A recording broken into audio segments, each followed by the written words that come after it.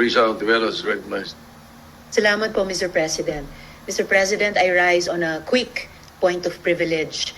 I rise to express my concern and to put on record my serious reservation as a member of the minority and also as a senator of the Republic about the statement that the President made on 21st August 2021 to the effect that the Commission on Audit should, and I quote, reconfigure everything.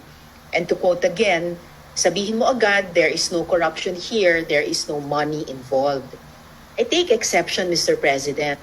Hindi lang dahil sa gitna ng pandemya kung gaya ng pinag-uusapan po natin, limited ang ating resources, lalo't higit nagiging mahalaga ang trabaho ng COA. Pero dahil ito mismo ang sinasaad ng saligang batas.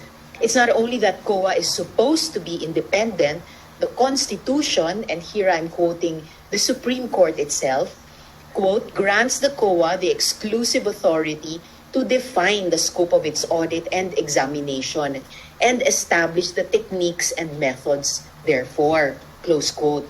If there is anything to reconfigure or configure, it is solely at the discretion of COA at hindi pwedeng makialam ang Presidente.